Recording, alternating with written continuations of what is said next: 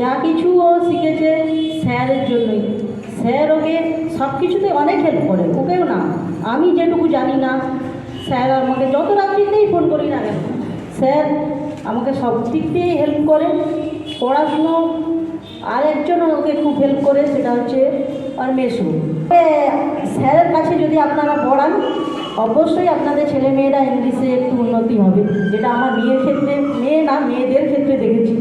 আমার দিদির মেয়েটা পড়াশোনায় একটু হয়তো শ্বেতার থেকে কমা, আমি বলবো না ও খারাপ, কারণ ওকে যদি খারাপ বলি ও আরও করে আরও পড়তেই চাইবে না।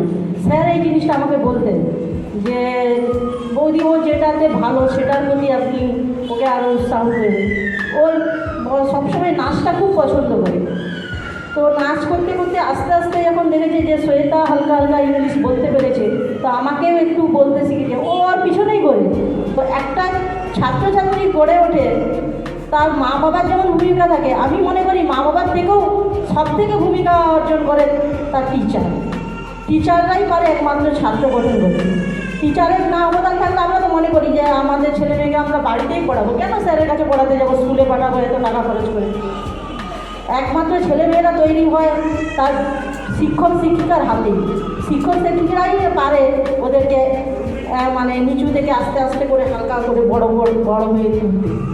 তো আমার মনে হয় স্যার সেটা অবশ্যই পেরেছেন এবং পারবেন।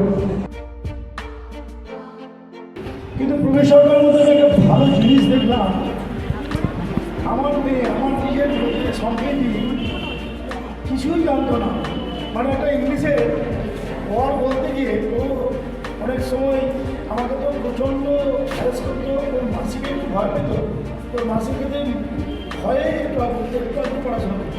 কিন্তু প্রফেসরটা যেদিন থেকে আমার ক্লাসে মানে আমার বাড়িতে যখন পড়াতে আসে, এই 2 বছরে আমার মেয়েটা উন্নতি হয়েছে।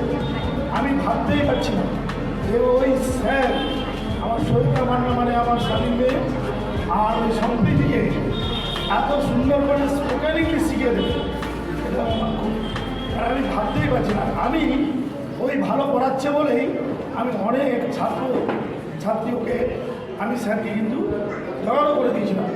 যারাই বলেছে আমি সবাই কাছে কিন্তু ভালো পড়া, একটা মাস্টারমশাই যদি ভালো পড়াশুনো করায় তার কালি তো তার থাকবেই। আমি তুমি সরকারকে এটাই বলবো, এই কালিটা তুমি বহন করে নিয়ে যাবে আর তুমি বিরাট জায়গায় পৌঁছে দেবে। এটা আমার বড় হয়ে তোমাকে আশীর্বাদ।